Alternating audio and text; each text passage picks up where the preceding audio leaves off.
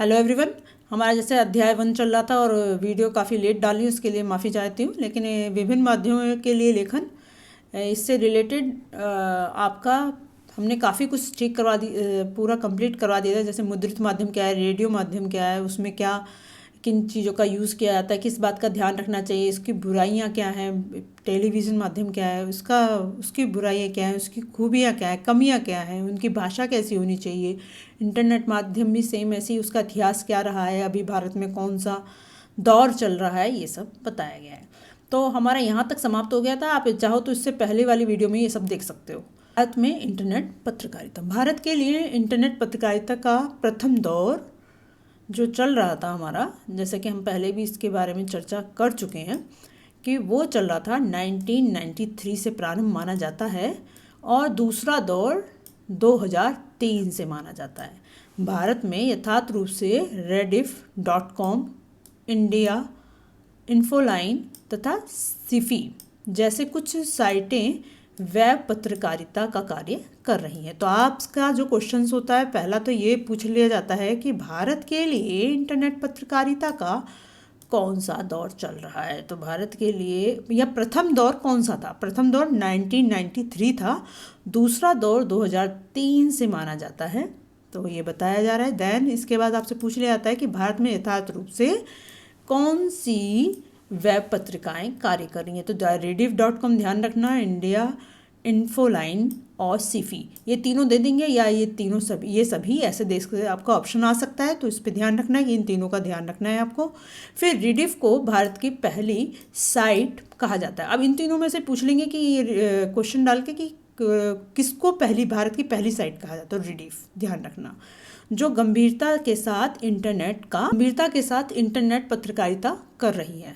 Website पर विशुद्ध पत्रकारिता करने का श्रेय तहलका.com को जाता है। अब ये भी पूछ सकते हैं कि आपसे कि विशुद्ध पत्रकारिता का श्रेय किसको जाता है वेबसाइट के अनुसार, तो वो तहलका.com को। ओके, तो ये छोटी छोटी बातें हैं, इनका ध्यान रखोगे। ज़्यादा इसमें बहुत ज़्यादा समझने की बातें नहीं है, 2-4 बार अगर वीडियो भी देख लोगे तो भी आपको याद रहेगा। तो हिंदी नेट संसार, अगर आप हिंदी नेट संसार पे जाते कि हिंदी के लिए हमारा इंटरनेट क्या कार्य कर रहा है, तो वो उसके बारे में जानकारी ले लेते हैं कि हिंदी में नेट पत्रकारिता वेब दुनिया के साथ प्रारंभ हुई है। इंदौर में नई दिल्ली समूह से प्रारंभ हुआ यह पोर्टल हिंदी का संपूर्ण पोर्टल जागरण, अमर उजाला, नई दुनिया, हिंदुस्तान, भास्कर, राजस्थान पत्रकारिता, नव भारत टाइम्स, प्रभात खबर तथा राष्ट्रीय सहारा के वेब संस्करण प्रारंभ हुए हैं। तो अगर आपसे यही सब पूछा जाएगा, या तो पूछ लिया जाएगी कि हिंदी नेट पत्रकारिता के बारे में बताइए, तो आपको ये थोड़ा सा वर्णन इसमें करना पड़ेगा, या फिर इन सब का ध्यान रखो तो इनमें से कोई भी पूछा जा सकता है। प्रभा साक्षी नाम से प्रारंभ हुआ अखबार प्रिंट रूप में न होकर केवल इंटरनेट तक उपलब्ध है। तो क्वेश्चन सबसे ज़्यादा इम्पोर्टेंट ये बन जाता है कि कौन सा अखबार ऐसा है जो कि इंटरनेट पर तो उपलब्ध है लेकिन अखबार में नहीं आया है। तो प्रभा साक्षी, इसको ध्यान रखना। आज पत्रकारिता के अनुसार श्रेष्ठ साइट कौन सी है, ये पूछा जा सकता है। तो आपका आंसर होगा BBC। तो इसका भी आपको देखिए, मैं इस पैराग्राफ के साथ आपको बता रही हूँ क्योंकि क्वेश्चन ऐसे ही बनते हैं, और आपको जब देखना है तो आप जाकर मेरी दूसरी वीडियोस में देख सकते हैं, तो वहाँ पर आपको क्वेश्चन ऐसे ही मिलेंगे। हिंदी वेब जगत में आज अनेक साहित्यिक पत्रिकाएं चल रही हैं। कुल मिला के हिंदी की वेब पत्रकारिता अभी केवल शैशवावस्था में ही है, यानी छोटे ही रूप में आपको इसको बताया गया है। शैशवावस्था है, छोटे ही रूप में है। सबसे बड़ी समस्या हिंदी के फॉन्ट की है। अगर हिंदी के बारे में पूछा जाए तो हिंदी की कौन कौन सी समस्याओं के कारण, या क्या ऐसा बात है कि हिंदी का जो जगत है, वेब जगत है, वो ज़्यादा बढ़ नहीं पाया है, तो इसका कारण कहेंगे कि फॉन्ट की सबसे बड़ी समस्या रही है। अभी हमारे पास हिंदी का कोई भी बोर्ड यानी कीबोर्ड नहीं आया है। तो जब तक हिंदी में कीबोर्ड का मानकीकरण नहीं हो जाता तब तक यह समस्या दूर नहीं किया जाता। इस समस्या का निवारण क्या है? इस समस्या का निवारण यह है कि एक कीबोर्ड ऐसा होना चाहिए जिससे हम हिंदी में अच्छे से टाइपिंग कर सकें। और यही 2 समस्याएं इसमें दे रखी हैं कि फ़ॉन्ट की समस्या है, दूसरा इसमें कोई बोर्ड नहीं है आया है। तो ऐसे का और ख करके आपको दे सकते हैं। चलिए, अब थोड़ा सा आपको, जब आपके ये पूरा वीडियो ख़त्म ही हो गया, प्रथम अध्याय ख़त्म ही हो गया है, तो इससे संबंधित कुछ क्वेश्चन आपकी जाँच के लिए डाल देते हैं। इसमें दे रखा है, इसमें से कौन सा जनसंचार माध्यम निरक्षर के लिए उपयोगी। निरक्षर यानी जिसको अक्षर पढ़ने नहीं आते हैं, तो वो कौन सा ऐसा है जो समस्याएं उत्पन्न कर सकता है। तो इसका आंसर होगा आपका, पहले तो देखिए इंटरनेट दे रखा है, समाचार पत्र दे रखा है, पत्र पत्रिकाएं दे रखी हैं, ये सभी देखो इंटरनेट में ही पढ़ना पड़ता है, चलो चित्र देख सकते हो लेकिन पढ़ना भी पड़ता है, समाचार पत्र भी पढ़ना पड़ता है, पत्र पत्रिकाएं, तो ये सभी हैं जो जिसको पढ़ना नहीं आता वो इनके लिए उपयोगी नहीं है। सर्वाधिक महंगा जनसंचार माध्यम कौन सा है। रेडियो है, इंटरनेट है, टेलीविज़न है, समाचार पत्र है। तो अभी के समय में अगर देखा जाए तो सबसे महंगा जो है वो आपका इंटरनेट है। इंटरनेट इस समय महंगा माध्यम माना जा रहा है, तो इसका ध्यान रखना है। भारत में पहला छापा खाना कब लगा। तो भारत में जो पहला छापा खाना था वो 1556 में, आप इसको याद रखोगे, मैंने आपको बताया था 1556 याद रखना है, ये सबसे इजी तरीका है, पहला और कई बार आ भी चुका है ये क्वेश्चन, तो इसका ध्यान रखना है आपको। समाचार लेखन की सबसे अधिक प्रभावी शैली कौन सी है। सीधा पैरामिड शैली, उल्टा पैरामिड शैली, संवादात्मक शैली या व्यंग्यात्मक शैली। तो इसमें तो आपका उल्टा पैरामिड शैली, इसको बिल्कुल नहीं भूलना। ये समाचार पत्र पत्रिकाएं वगैरह होती हैं, ये हमेशा उल्टा पैरामिड शैली में लिखी जाती है। और कारण क्या होता है, जिससे लोग इस पर प्रभावित हों, उन्हें पहले ही चीज़ों को जानने का यानी न्यूज़ को पढ़ने का उनको अवसर मिल सके, यही कारण है। देन नेक्स्ट है आपका, आधुनिक माध्यमों में सबसे पुराना माध्यम कौन सा है। तो ये कई बार आ चुका है, सबसे पुराना माध्यम आपका अखबार ही है। जिस समय रेडियो, टेलीविज़न, सिनेमा ये सब नहीं हुआ करते थे, तो अखबार सबसे पुराना माध्यम है। नेट साउंड किस माध्यम से संबंधित है। नेट साउंड आपकी टेलीविज़न से, ध्यान रखना, टेलीविज़न से संबंधित है। CBSE में कई बार पूछ सके हैं। टीवी पर प्रसारित खबरों में सबसे महत्वपूर्ण कौन सी है। विजुअल, नेट, बाइट या ये सब इसके पार्ट हैं, हम पढ़ चुके हैं। और शायद अगर नहीं भी पढ़ा तो भी क्वेश्चन आएगा, हम उसमें उसको क्लियर कर लेंगे। हिंदी में नेट पत्रकारिता का प्रारंभ हुआ है। नेट पत्रकारिता हमारी जो प्रारंभ है वो वेब दुनिया से हुई है, इसलिए हम उसे वेब, ध्यान रखना, वेब, नेट ये सब एक ही चीज़ है। इसके बाद किस माध्यम में दृश्यों का अधिक महत्व होता है। तो आपको रेडियो में तो दृश्य होते ही नहीं है, समाचार पत्र में दृश्य होते हैं, लेकिन महत्व सबसे ज़्यादा टेलीविज़न का ही होता है। इंटरनेट में भी होता है, लेकिन इंटरनेट में हर तरह का माध्यम यूज़ किया जाता है, टेलीविज़न में ही चित्र, इसमें दृश्य ज़्यादा दिखाई जाते हैं। रेडियो समाचार की भाषा कैसी होनी चाहिए, इसका आंसर देना है। जिसमें आम बोलचाल के शब्दों का प्रयोग हो, जो समाचार वाचक आसानी से पढ़ सके, या जिसमें आम बोलचाल की भाषा के साथ साथ सटीक मुहावरों का प्रयोग हो, या जिसमें समासिक तत्व शब्दों की बहुलता हो। तो देखो, सबसे पहले हमें ऐसा ही कोई भी समाचार ऐसा या कोई भी हम चीज़ ऐसे निकालते हैं तो लोगों को समझ में आनी चाहिए। तो इसमें वाचक यानी बोलने का जो तरीका है, जो लिखने का उन्होंने माध्यम कर रखा है, जो समाचार वाचक आसानी से पढ़ सके। तो जब हम समाचार पढ़ रहे हैं तो उसे आसानी से उस बात में इंटरेस्ट आ सके, समझ सकें, इसलिए इसको वाचक आसानी से पढ़ सके, सबसे सटीक यही है। किसी भी खबर का घटना स्थल से सीधा प्रसारण कहलाता है। तो ये तो आपको सबको मालूम है, लाइव कहलाता है। अब लघुत्तरीय आपके में आ रहे हैं, और लघुत्तरीय किस तरह के क्वेश्चन आ सकते हैं इस पाठ में से, तो उसको ध्यान दे लेते हैं। जनसंचार का कौन सा आधुनिक माध्यम सबसे पुराना है और इसकी शुरुआत कैसे हुई। तो जनसंचार का हमने बताया कि अखबार ही सबसे पुराना माध्यम है, जिसे हम प्रिंट माध्यम या मुद्रित माध्यम भी कहते हैं। तो चलो इसके बारे में थोड़ा देख लेते हैं कि हमें लिखना क्या है। तो जनसंचार का आधुनिक माध्यम में सबसे पुराना माध्यम प्रिंट व मुद्रित माध्यम है, जिसकी शुरुआत चीन से हुई थी, परंतु आधुनिक छापेखाने का आविष्कार जर्मन के गुटेनबर्ग ने किया था। यूरोप में पुनर्जागरण रेनेसां की शुरुआत में छापेखाने का ही एक महत्वपूर्ण भूमिका थी। भारत में पहला छापाखाना, जैसा कि अभी क्वेश्चन आपका आया भी था, 1556 में यानी 1556 ईस्वी में गोवा में खुला था। इसे मिशनरियों ने अपने धन प्रचार की पुस्तकें छपवाने के लिए खोला था। तो ये सारे इसमें से हर MCQ इसमें से तैयार हो जाएगा। अगर आपने ये पैराग्राफ आपके बारे में समझ में आ गया तो इसके संबंधित जितने भी क्वेश्चन हैं आप आराम से उसका आंसर कर सकते हैं। अब इससे नेक्स्ट जो है हमारा मुद्रित माध्यम के महत्व पर प्रकाश डालें। मुद्रित माध्यम है, उसके महत्व क्या होता है। दूसरा अगर आ सकता है कि उसकी विशेषताएं बताओ, दोनों का मतलब एक ही है। तो मुद्रित माध्यम की क्या क्या विशेषताएं होनी चाहिए कि मुद्रित माध्यम के अंतर्गत अखबार पत्रिकाएं आदि आते हैं। इसका हमारे दैनिक जीवन में काफ़ी महत्व है। इनका महत्वपूर्ण विशेषता क्या है कि मुद्रित माध्यम में स्थायित्व होता है, यानी एक स्थिर माध्यम है, कभी भी आप उसको देख सकते हो। आप इसमें अपनी इच्छा अनुसार उसको पढ़ सकते हो, कभी समय निकाल पढ़ सकते। ऐसा नहीं है कि टीवी में एक आज 9 बजे की न्यूज़ आई है तो उसको दोबारा रिपीट आप देख नहीं सकते, लेकिन इसमें देख सकते हो। इसमें लंबे समय तक रहने का प्रयोग वही 3 टुकड़ों में इसमें विभाजित कर दिया गया है। और यह माध्यम लिखित भाषा का विस्तार करता है। यह चिंतन विचार व विश्लेषण का माध्यम है। तो हम इस पे चिंतन विचार भी हम कर सकते हैं। तो इजी है, प्रमाण के साथ इसे दिखाया जा सकता है किसी भी चीज़ को।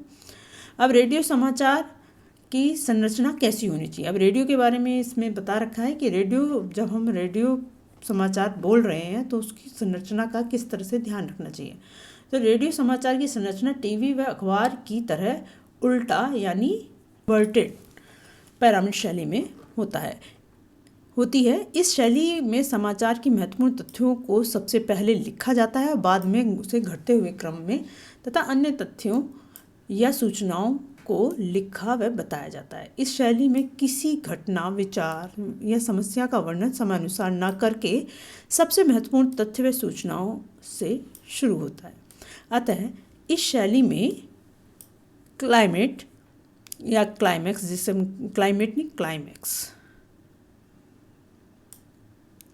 अतः इस शैली में क्लाइमैक्स अंत में नहीं बल्कि आरंभ में ही आ जाता है। तो उल्टा पिरामिड शैली का मतलब ये होता है कि क्लाइमैक्स आपका सबसे पहले आ जाना। तो और वो यूज़ किया जाता है आपका किस में, रेडियो में, अखबार में। इसमें उल्टा पिरामिड शैली ही यूज़ की जाती है। इस शैली में किसी घटना, विचार व समस्या का वर्णन समयानुसार न करके सबसे महत्वपूर्ण तथ्य की सूचना तथ्य या सूचना शुरुआत में होती है। अतः इस शैली में क्लाइमैक्स अंत में नहीं बल्कि आरंभ में ही आ जाता है। उल्टा पिरामिड शैली में कोई निष्कर्ष नहीं होता। क्लियर, ये शब्द यूज़ करना है आपको। क्या शब्द यूज़ करना है, निष्कर्ष। ये ऐसे वर्ड्स को यूज़ करोगे तो आपका जो आंसर होगा वो प्रभावशाली रहेगा। चलिए, अब है टीवी खबरों में के विभिन्न चरणों के बारे में समझाइए।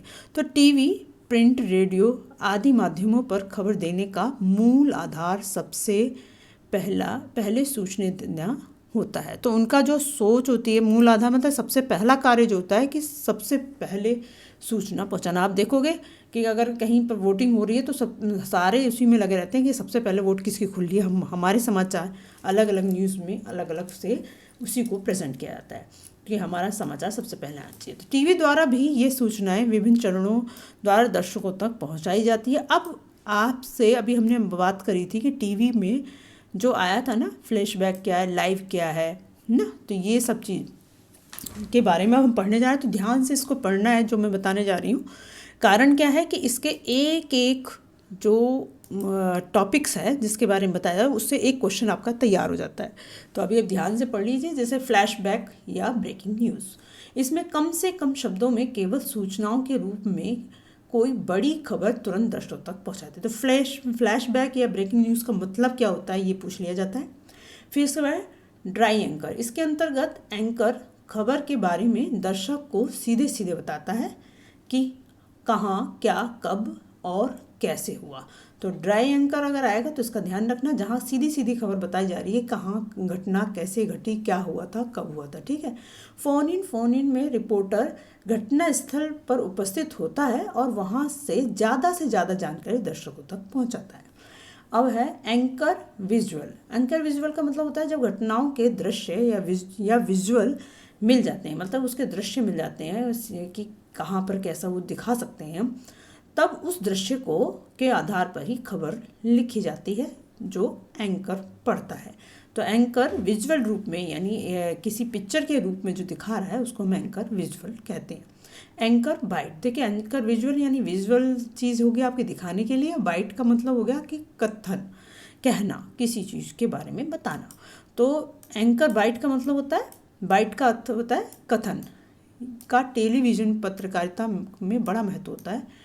टीवी में किसी भी खबर की पुष्टि करने के लिए उससे संबंधित बाइट दिखाई जाती है, तो जो कथन है उससे रिलेटेड उसके बारे में उसकी चर्चा की जाती है।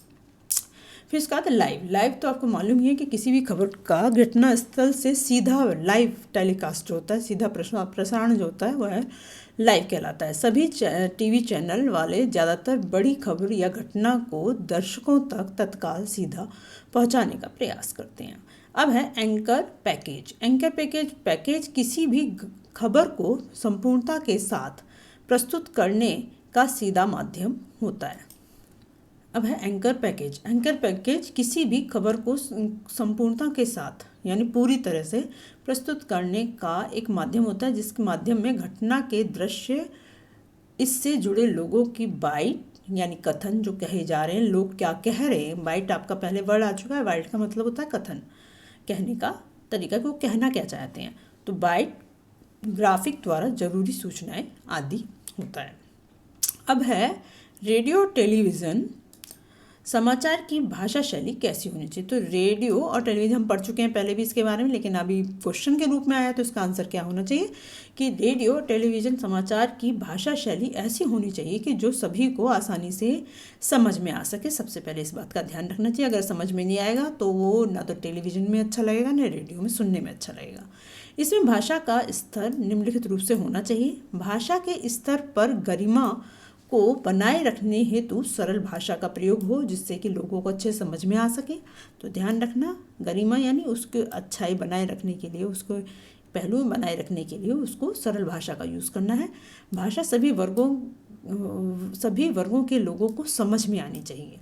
छोटे वाक्य, सरल वाक्य हों, साथ ही उसमें कर्णप्रियता यानी कानों को अच्छे लगने, कानों में हमें वो चीज़ अच्छी लगे सुनने के लिए, उसे कर्णप्रियता बोलते हैं। ऐसे वर्ड्स आप अपने डिक्शनरी में डाल लो या फिर रट लो या एक साइड में लिख लो, जिससे कि आप ऐसे वर्ड्स यूज़ करोगे तो अपने आप ही एग्जामिनर आपका 1 नंबर भी नहीं काट सकता।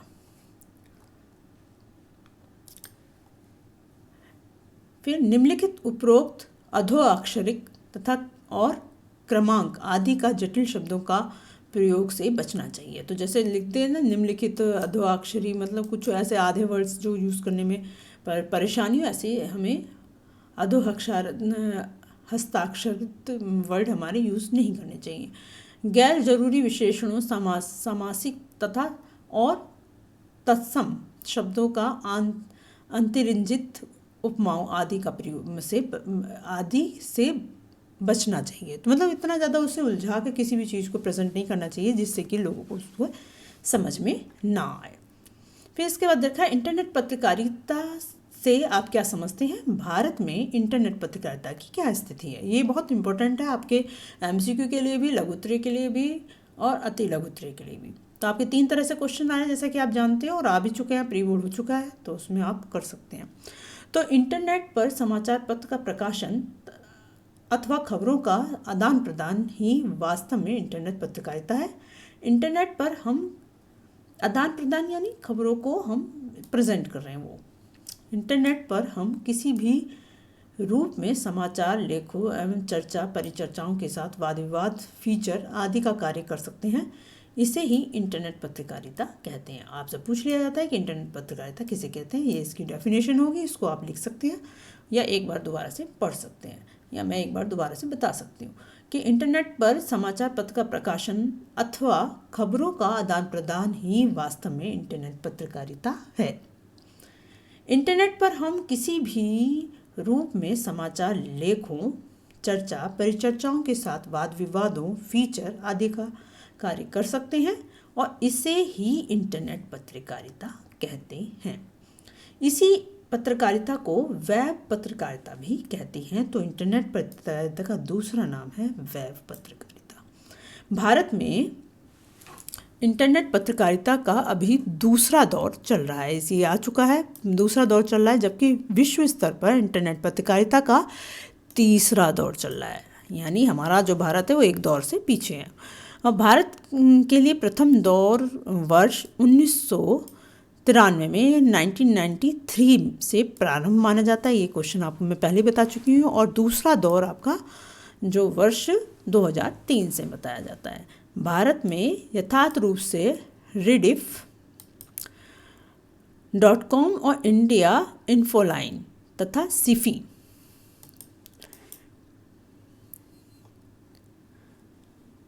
जैसी कुछ साइटें वेब पत्रकारिता का कार्य कर रही हैं और रिडिफ को भारत की पहला साइट कहा जाता है जो गंभीरता के साथ इंटरनेट पत्रकारिता कर रही है। वेबसाइट पर विशुद्ध पत्रकारिता करने का श्रेय तहलका.com को जाता है। ये सब मैं बता चुकी हूँ जो कि आपके एमसीक्यू में आ सकता है।